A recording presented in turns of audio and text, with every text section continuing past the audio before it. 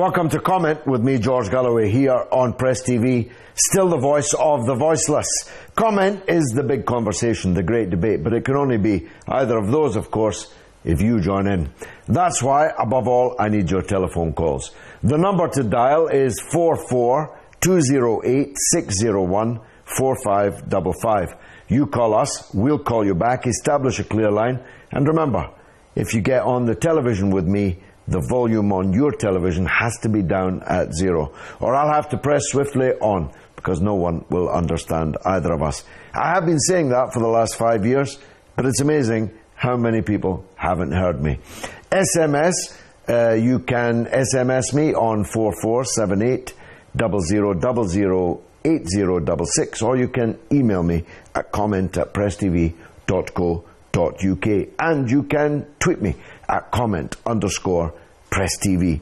And those details will have come up on the screen.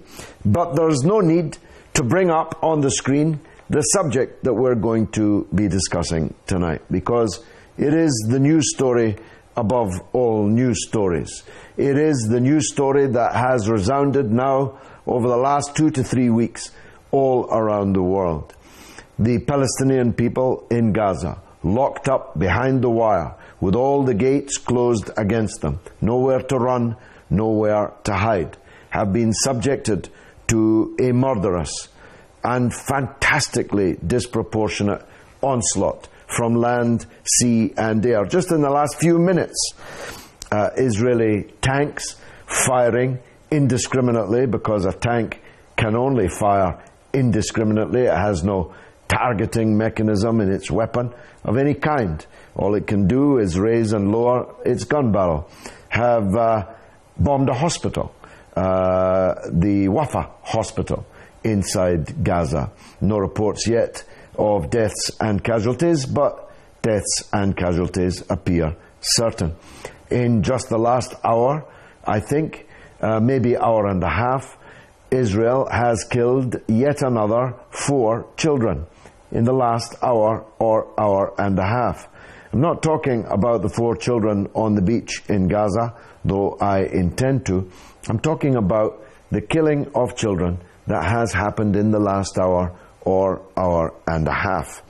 Now, there are certain moments. I've led a long political life, and I know when a matter or a moment of great significance occurs. I can see it, I can feel it, I can sense it, I can relate it to the life that I have led and the experience that I have had. I had such a moment in the Syria conflict when I saw the video of the man cutting out another man's heart and eating it. I told my closest associates there and then that this was a turning point, that nothing would ever be the same after this point, and that the high point of Takfiri support around the world had just been reached, and it would be all downhill from then on. And I was right about that.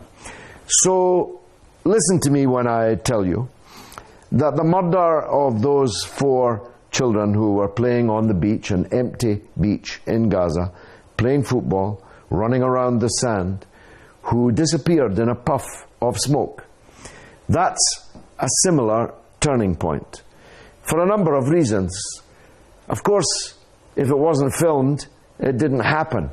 But unfortunately for Israel, it was filmed.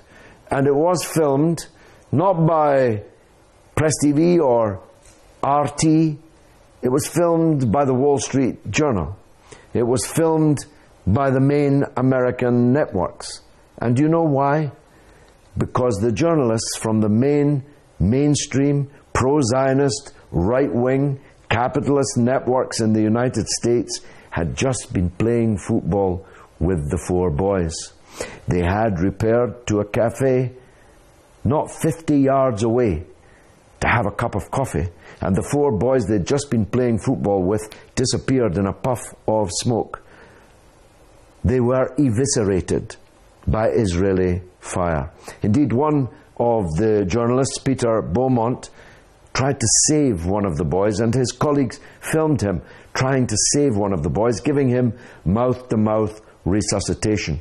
That's why the story of the 4 murdered football-playing boys on the beach in Gaza is a turning point, because now there's no hiding place. The US media is now reporting what we on Press TV have been reporting for months. It's now reporting what most of you watching me and I have known all along, that the settler state of Israel is a murder machine. It is murder incorporated. It was founded on violence. Violence against the local population it ceased to displace and drive out. Violence against the British administration and security forces that were supposedly trying to manage the competing nationalisms that were beginning to be played out in the state. Violence against the United Nations, which for a time Israel feared would not give it what it wanted, namely statehood. So when Count Bernadotte of Sweden, the UN Special Representative, was shot in the face and killed by Yitzhak Shamir, who went on to become the Prime Minister of Israel, that's the kind of violence that Israel was born out of. With increased technology, fantastic developments in weaponry, they have now developed a military superiority over a defenseless, practically defenseless, locked up civilian population in a big concentration camp. They can rain down death and destruction all day and all night, militarily. But politically, that's not so. In fact, this kind of horror that you're watching here has bankrupted Israel in the world. You see, in 1982, just before they invaded Lebanon and just before they carried out the massacre in Sabra and Shatila, Israel had quite a healthy bank balance of political capital in the world. But from Sabra and Shatila onwards, that bank balance has been running down. It is now utterly bankrupt. And the scenes you've just watched, and which have now been seen by the United States public, the story of this young boy in Jerusalem who had petrol poured down his throat and who was set on fire. These acts of barbaric savagery have bankrupted Israel's position in the world. Now, of course, people still move, to use Shakespeare's term, they still move for Israel, but no longer out of love, but out of interest. And interest can change. You see, the love that Israel once had, I think wrongly, but once had by the public opinion around the world, is now absolutely gone. Only those who are paid to do so, and only those who are themselves fanatic Zionists, any longer can defend the crimes that the rest of us have now been watching in Palestine, in Gaza, over these last weeks. So, if no one moves for Israel out of love, but only out of interest, the day must be coming when they will no longer move, because their calculus of their interest has changed. I want to make just a couple of other observations. The BBC has disgraced the country by its coverage of this crisis in Gaza. Other networks too, Sky a little better, and most of the American networks much worse. The difference is that the BBC is paid for by me, you, and the other license fee payers in Britain. They have a duty to us in the way that Rupert Murdoch does not. That's why I have declared that I will no longer pay a license fee to the BBC so that they can lie to the British people about Gaza, about Palestine, and many other things. They can take me to court, but they may have to take a lot of people to court. because since I declared that I was no longer paying my license fee to the BBC, a very large number of people have similarly declared. So the BBC are going to be very, very busy chasing all of us, hundreds of thousands of us, potentially maybe millions of us over the next period. So I just wanted to make one further observation before going to the telephones. And that is the performance of the British political class. David Cameron declared that he stood, and I'm quoting him, staunchly. For those of you who are not native English speakers, this means firmly, robustly, absolutely. He stood staunchly behind Israel. Nick Clegg, the Liberal Democrat leader, I'm not even going to waste any breath upon. But Ed Miliband, the Labour leader, has throughout this crisis not uttered a single word about it. He's the man who last year, very, very unwisely indeed, declared, "I am a Zionist." He was the first Labour leader so to declare. All the previous Labour leaders were Zionists, but none of them was prepared to stand up and say so. And the paradox is that I don't even believe that it's true. I believe that Ed Miliband lied that he was a Zionist. Now, it doesn't get much lower than being a Zionist, but lying that you are a Zionist because you think it will be in your interest is probably even lower.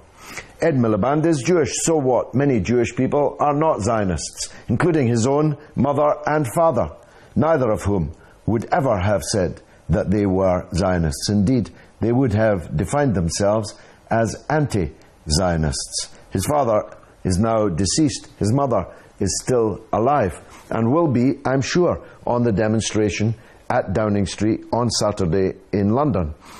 So Ed Miliband chose the very worst of times to declare himself to be a Zionist. He must regret it now, not least because I'm pretty sure he isn't a Zionist. He's just someone who is prepared to lie for votes. But the biggest issue here is the darkness of the soul and the heart of Israel.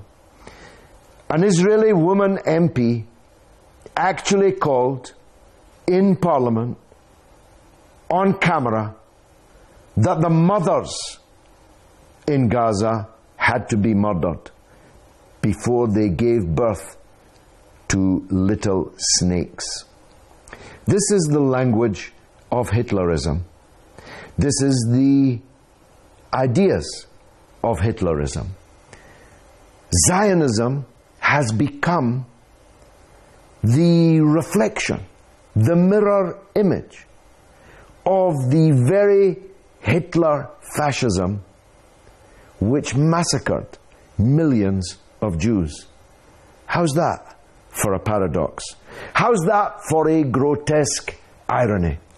Hitler described the Jews as subhuman.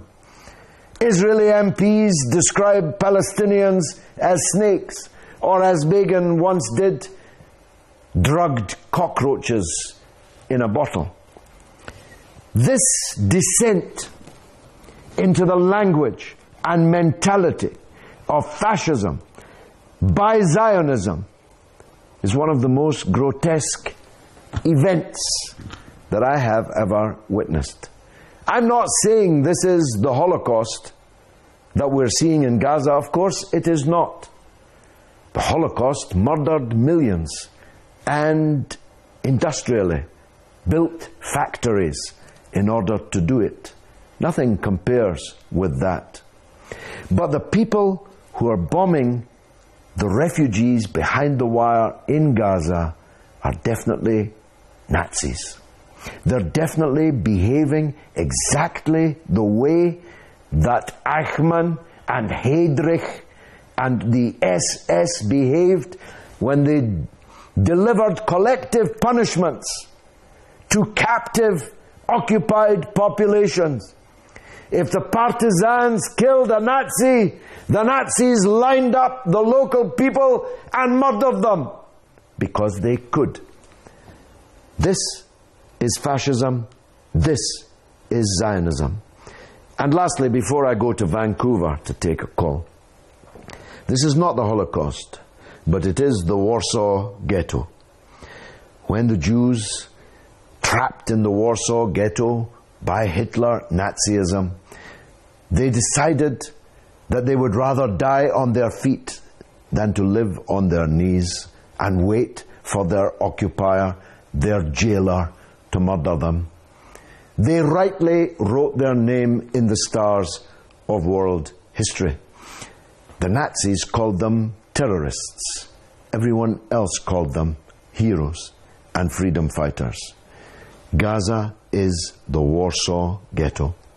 The Palestinians in Gaza are the exact equivalent of the Jews who rose in the Warsaw Ghetto uprising. And the people who murder both are two sides of the same coin.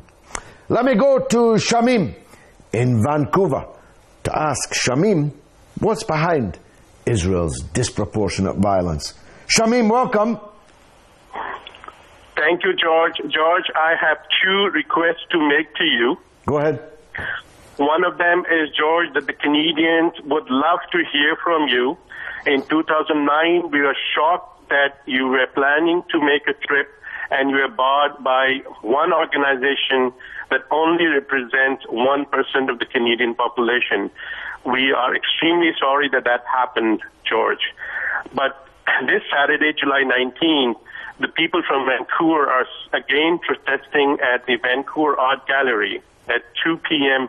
Vancouver time. And as Canadians, would love to have few minutes of your time and say to us what really is a conscious awakening statement that you've always been doing, George. Well, I'll do everything that I can to help you. Get in touch with me through Twitter or Facebook, and I'll do what I can. Of course, we have a very full program on Saturday of our own activities in London, and I'm at the centre of those activities, and I expect London to be a truly mammoth demonstration at Downing Street, then marching to the Israeli embassy in Kensington. But I'll do anything that I can, Shamim. Anyway, go on to your second point. My second question, George, is you have pointed out an alternate media, Sky News. We in Canada are now watching, most of us at least, have switched away from BBC, CNN, CBC. Could you list us alternate media other than Press TV, Sky News, and RT, which we are also watching? And that, I think, will also create awareness for alternate media that is at least putting the right picture, not just from Palestine and Gaza, but also from Iraq and Syria. Which well, that's a very good point. A very good point, Shamim. I'm pressing on only because I have a lot of people on the line, but I just want to make the point that they have grossly underestimated the reach of alternate media, both alternate channels like Press TV, RT, and the Twitters and Facebooks and YouTubes and all the other means that people are now learning the truth. Our political masters have completely underestimated that. That's why our political leaders in Britain were staunchly behind Israel, whilst millions, maybe tens of millions of British people were themselves searching out the truth and seeing just how ugly was the face and heart of the settler state. Let's talk to Idris in the United Kingdom on this subject. Idris, welcome to the show. Hello, Assalamu alaikum, George. Walaikum salam. Go ahead, sir. Yeah, just got to make 2 points here. A question that was asked earlier was, why now? Why is Israel doing the crimes they're committing now? Well, one of the answers for that, I think, is the weakness of the Muslim Ummah. I mean, you've got so many issues all over the Muslim world, and we obviously can't deal with another crisis. So Israel has picked the right time to punish the civilians of Gaza. I think that's one reason. Another reason is probably Hamas and Hamas forming a unity government with the Palestinian Authority. That's probably pushed them to their limits as well. As far as all the protests that have been going on lately, it shows that we're doing something at least. But obviously the blood of Palestinians' children is still flowing. And I think we need a bit more sort of guidelines from the leaders of these protesters that will have more effect on Israel and on the politicians to make a serious change, because obviously no changes is taking place at the moment. We are obviously humans, and when these pictures disappear from our screens and they call for a ceasefire from a dictator like Sisi, we're obviously going to forget a few months down the line. So we need something that stays on, that's rigorous, and that's going to make Israel and all these politicians change their mind at least, and make them think twice next time they attack civilian population, children on the beach. Well, Israel will never change its mind. A leopard cannot change its spots, and Israel was founded out of violence and can only exist by the use of violence, because the Palestinian people exist and they have been unable to be extirpated, unable to be erased.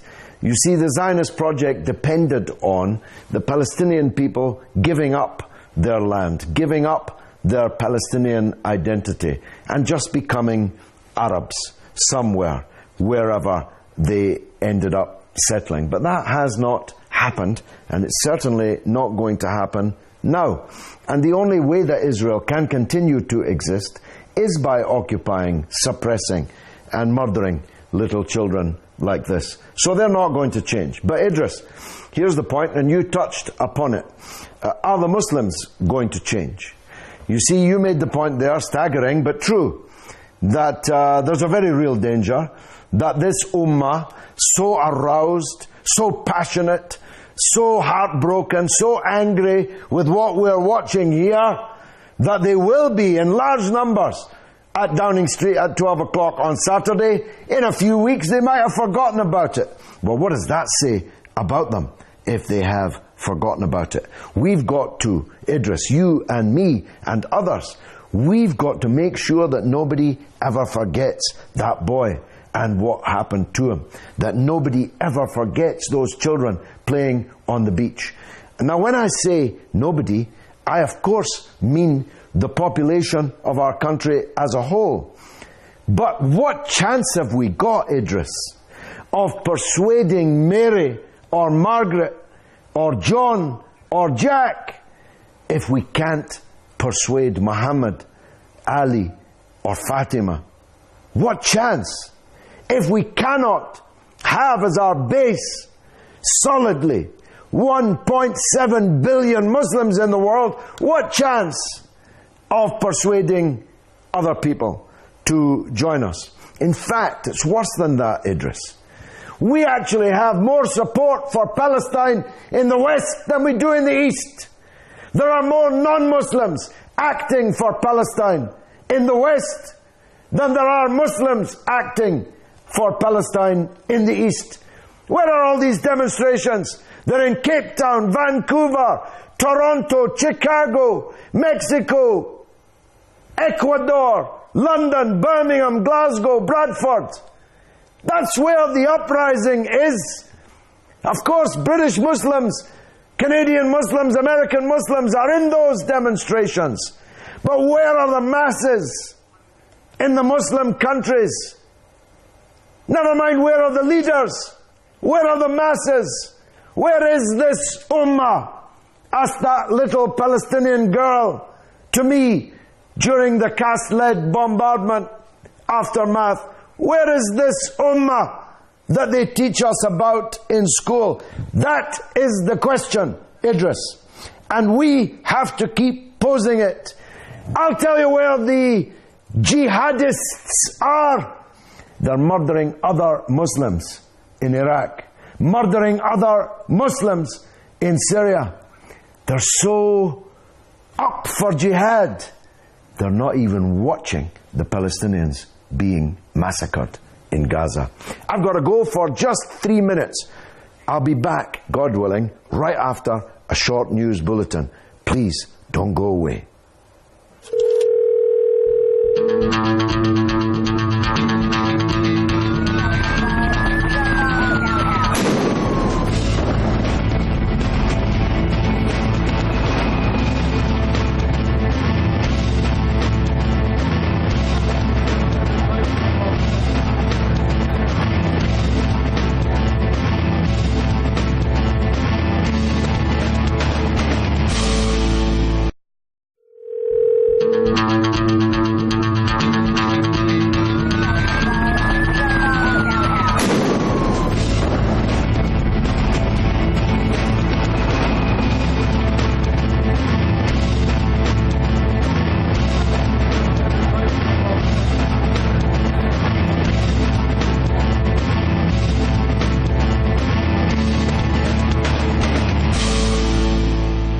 Welcome back to Comment with me, George Galloway, here on Press TV. As always, the voice of the voiceless. It's the big conversation, it's the great debate, and tonight we are asking the question, what lies behind the fantastically disproportionate love of violence on the part of the state that they call Israel, the settler, colonial, apartheid state that they call Israel, they call the Jewish state, even though hundreds of thousands of religious Jews absolutely disavow them and are on our demonstrations with us, and tens, scores of thousands, maybe more, of secular Jews absolutely reject and disavow them also.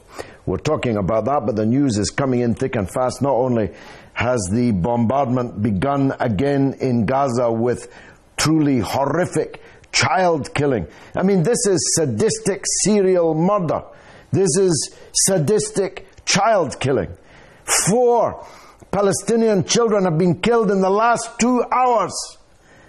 4 were killed, at least 4 were killed on the beach yesterday. I don't know how many others were. 80% of the Palestinians that have been killed in this Israeli operation are civilians, and most of them are women and children. More than 200 Palestinians have been killed, and well over 1,000 Palestinians have been maimed. Thousands of houses and buildings have been destroyed. None of these children was in Hamas. None of these women were firing rockets. It is collective mass murder, collective punishment of the kind made notorious by the Nazis in occupied Europe, not least against their captive Jewish population. And of course there's this bizarre story of the Malaysian airliner, bizarre upon bizarre. We have still not got any explanation as to what happened to the last Malaysian airliner. In fact, there hasn't even been a report that I have seen in months that they're even still looking for it. The Australian Prime Minister was at sea claiming we were about to fish it out off the coast of Australia 4 months ago. What happened to it? Where's the black box, indestructible recorder? And what's happened now to this Malaysian airliner?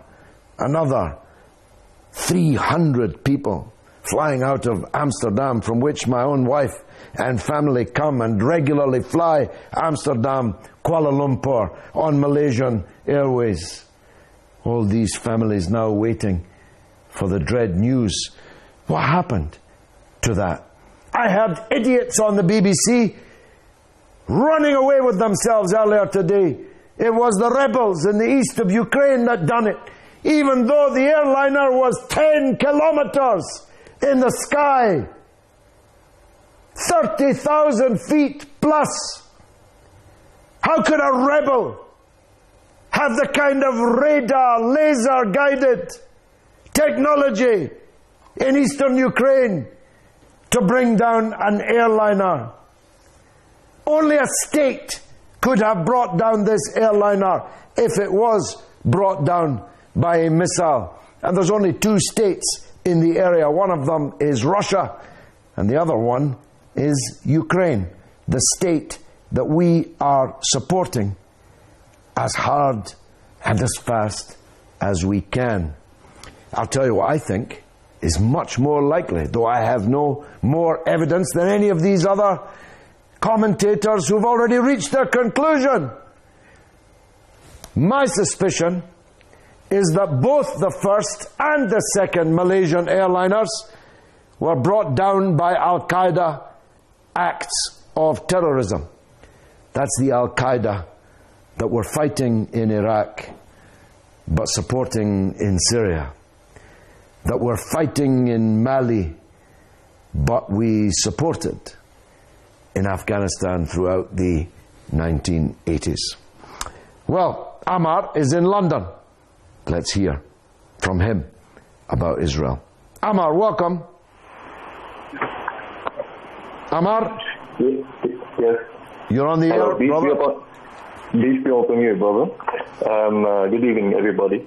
Actually, where to start from with Israel? I would start from the idea which many Israelis come up with, such as, we are only defending ourselves. Now, if the Israelis, common sense, they're eating the Palestinians' right every day. They're eating the Palestinians' right and land and lives and oppression every single day, continuously. Now, once the Palestinians try to defend themselves or try to live and survive, they have to fight for their rights. Now, that's when the Israelis say, okay, well, they're attacking us, so let's bombard them on a big time. So let's just do everything we want, as long as they just fired us 1 or 2 missiles, which is nothing in comparison to what Israel is using, such weaponry such as dense area in Gaza. Now, this is the first thing. Secondly, Israel is taking advantage of the Middle East and West. And unfortunately, most of the Arab leaders, the puppets and their sheikhs are diverting the Muslim Ummah from the real enemy, such as Israel.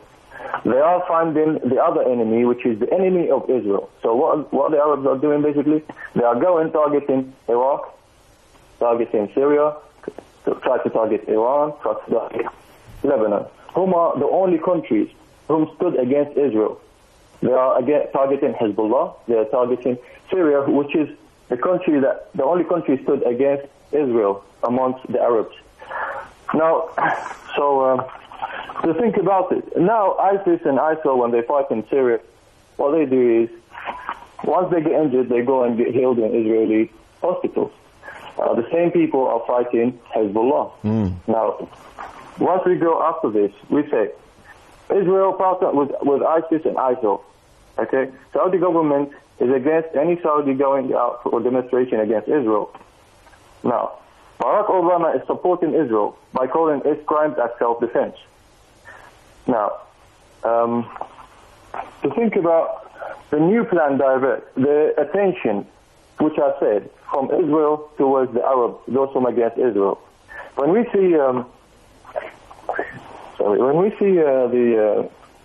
how many the 3 settlers in Israel whom we're missing, what we see is more than 270 Palestinians have died in this crime. And it's more than 200, and it's more than 1,000 wounded. Amar, I've got to press on. More than 200 dead, more than 1,000 wounded, 1 Israeli dead, and 5 wounded. That's the disproportionate violence that we're talking about here. Let's go to Zimbabwe and hear from Lucy. Lucy, welcome to the show. Hi, George, how are you? By the grace of God, I'm good. The better for hearing from you. Go ahead. Yes. I'd like to comment, where is the US and the UK when everything is happening there in Palestine? These people, the UK and the US, these are parasites. I know that they're not going to benefit. They know that they're going to benefit anything from Palestine. That's why they're not doing anything about this issue. Whenever they know that they're going to benefit, they will have to have responded by then. They should do something. Obama, he has to do something. These are people and children dying each and every minute. What do we have to wait? What do they want the world to do? We have watched everything. And this UK is biased. The BBC has seen all the stuff that the people are doing there. Why can't they just display everything? Just they have to say everything in black and white. I'm so bitter and I'm so angry. I am angry, especially with the UK and the US. Where is the United Nations security? Where is it? Are they being controlled by the UK and the US as if they are the only contributors to this union? Everyone, I think, is contributing to the UN. So some other nations, they have to be involved. They don't have to wait for the UK and the US. They are the ones that are holding the remote. Lucy, very powerfully put. Let me try to answer the central question you raised with an aphorism first used in the 1930s, but just as apposite today. It goes like this. Thank God you cannot bribe or twist the average British journalist. But when you see what unbribed he'll do, you know that there's no reason to. Andreas is in Cyprus. Andreas, what's behind Israel's violence? Good evening, George. Good evening. Nice to hear from you again. Go on. George, I'm Christian Orthodox. Yeah. And I'm a Bible reader and everything. And you know, when God says that the Jews are His favorite, they're the chosen ones, you know what He said. Well, the first thing when I meet up with God, I'm going to ask Him what exactly He meant by this, what He means, what's so special about them. What happened to them in the Second World War was tragic, was very bad, was everything. But they're doing exactly the same thing now to the Palestinians, who cannot defend themselves. This is senseless murder, nothing else, nothing else. All the politicians in the world should be ashamed of themselves. All of them should be ashamed of themselves, because no one wants to do nothing about this. That's what I've got to say, George. Thank you very much. Thank you, Andreas. Let's go to Jamal, who's in the UK. Go ahead, Jamal. George. Yes, welcome. Thank you very much. I would firstly like to say thank you very much for the work you're doing, and in particularly, you know, in the context of the Palestinians. Thank you. I was just wondering, you know, as British citizens, what can we do collectively other than the demonstrations that is planned? Well, not much. We can't do as I did during Cast Lead and lead convoys to go and try to break the siege. We can't do that because the jihadists in Libya would murder us if we took a convoy through North Africa. In any case, when we reach the Egyptian border, the dictatorship of Sisi would stop us entering and stop us going to Rafah and into Gaza.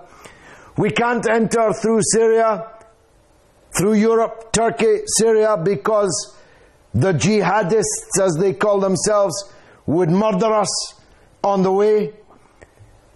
I'm banned from just about every direction by the regimes on the way to Gaza. So what we can do is here. We've got to make these demonstrations big, and we've got to make them count. And the only way to make them count is to impose our will on the British politicians 9 months before a general election. See, the reason why Ed Miliband, falsely in my opinion, claimed to be a Zionist is because he thought there were more votes in saying he was a Zionist than there would have been if he'd said he was not. We have to change that calculus, Jamal. We have to hold to account every politician that refused to stand up in defense of the Palestinian people under this bombardment. We have to target every politician, like Michael Gove in Trafalgar Square. Look it up on YouTube, boasting how he was a Zionist, boasting how staunchly he stood behind Israel. We have to punish these people at the ballot box, democratically. We need to boycott everything to do with Israel and everything to do with everybody who's backing Israel. We need to demand sanctions. We have to make sure people don't invest, indeed they disinvest from supporting the Zionist settler state. Jamal, the main enemy is at home. We have to defeat them democratically, peacefully, and we can, if only we'll put our minds to it. Let's talk to Farida in London, always worth hearing. Farida, welcome to the show. Good evening, George. Good evening. The day the 3 Israeli teenagers were kidnapped, my heart sank. I knew collective punishment for the people in Gaza was on its way. Even though it was in the West Bank and Gaza is a very long distance away. I know. And by definition, because they're locked up in Gaza, they couldn't possibly have been involved in the murder of these teenagers in the West Bank. And how many times have we been here in the past, George? Yeah. Honestly, I have come to the conclusion that the entire Muslim Ummah has no right to call itself Muslims anymore. I will disassociate myself from anyone, and it includes the so-called jihadists. If they do not understand the meaning of what true jihad is, the demonstrations that we're seeing all over the Middle East right now, it is the farthest cry from what the Muslim Ummah, as the Prophet, peace be upon him, had envisaged. And if we can take a leaf out of the Western demonstrations, as you have pointed out, we should all be hanging our heads in shame. Not a single Muslim leader has had the guts to come out and support the people in Gaza. And we call ourselves Muslims? No, we are not Muslims anymore. And very powerful, Farida, and I expect nothing less from you. Actually, the leader in Iran has been absolutely crystal clear. Indeed, he made a point that I've been making. Maybe you read my Twitter feed. He said, we've been supporting the Palestinian people for more than 30 years. Are there any Shiites in Palestine? Think. Bakir in Copenhagen's on the line. Go ahead, Bakir. First of all, I have some breaking news for you. It says here that Israeli army has started their ground operation in Gaza. So, terrible news coming out from Gaza. But George, then we look at Israel's history, and they have a very violent history of killing civilians, people. Then you see people like, you have politicians like this crazy woman, Ayla Sheikh, who comes out and makes such a scandalous statements about Palestinian mothers, and you have crazy leaders like Netanyahu and Avigdor Lieberman. That's what you get out of the crazy fanatics Zionists. Yeah. That's what Zionism has become. Well, Bakir, you brought us news. All I can say to you is this, that the invading Israeli armed forces that have invaded Gaza on the ground, if the news you bring us is accurate, will pay a very high price. And they will discover that the Palestinian resistance will fight them every inch of the way. And if they think that they can reoccupy any square inch of Gaza, they're making a very, very serious mistake. So maybe it's a good thing that they have entered on the ground. Maybe we'll see a more even fight on the ground than could ever be possible when one side has locked the other side up and can drop bombs and rockets on them at will. Let's go to New Jersey in the United States. Talk to Bilal. Bilal in New Jersey, welcome. Good evening, Mr. Galloway. How are you tonight? By the grace of God, I'm good. The world is in turmoil, but I'm good. Yes. I just had a new baby, by the grace of God, a baby boy 2 days ago. So I have reasons to be thankful to the Lord. Well, before I start, I just started watching your show, and one thing I have to say, I have so much respect for you, sir, what you're doing, and I hope that all your hard work, it shows something. Now, the question regarding the Muslim Ummah not doing anything, they are not going to do anything, because as the ex-Mossad Victor Ostrowski wrote in his book, By Way of Deception, he says that the only thing they are scared of is the Muslim Ummah coming together. But he mentioned that it is not going to happen because we have done so much to keep them away. So that question is out of the history book that Muslim Ummah is going to get up and help. They are not. Well, Bilal, please come back, and you're one of the 90% of the callers tonight who are new callers. Don't let me put you off by cutting you short, because I'm almost out of time. I just want to make this point to you that I don't buy this, The Muslims are not disunited because the Israelis have done anything to disunite them. Of course, the Zionists and those who hate the Muslims are constantly trying to divide the Muslims. But the Muslims could not be divided by such puny forces if they determined to be united. The disunity is a Muslim decision.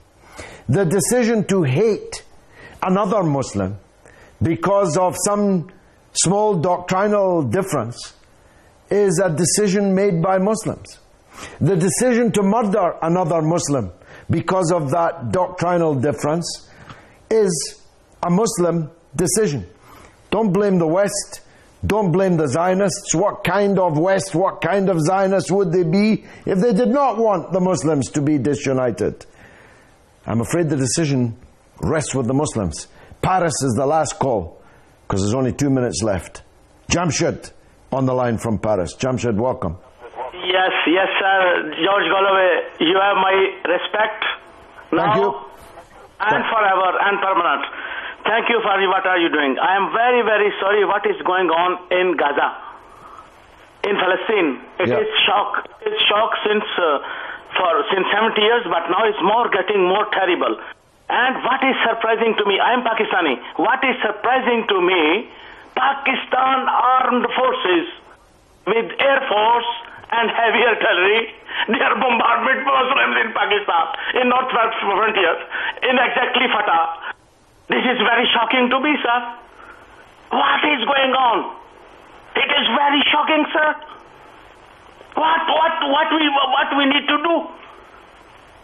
What we need to do, sir? We need your help. There is something wrong. Always critiquing our English elite in Pakistan. Oh, they are terrorists. Who is terrorist in Pakistan? Muslims? Pakistan was created by the name of Islam. Taliban, the Islamic students, they are fighting for their culture. And of course there is a group also called terrorist. Jamshid, I need to stop you because I've only got seconds left. But I commend the heart with which you've spoken from Paris, and we'll return to that subject another night. The New York Times is reporting that the Israeli army has entered Gaza. The dogs of war have been unleashed. Let's see what happens now. My own experience of the Palestinian resistance is this, that every inch will be contested, and every Israeli soldier is now a target, and every Israeli soldier already knows it. Until I see you again, God willing, may you go. Hello, just comment your name and the Facebook account number, and just make sure that your television volume's on 0. 0. Can you spell your name for me? Yeah, I know. You redirect me to the phone number, and then we'll do that. Comment. Can I have your telephone number? Okay, so I'll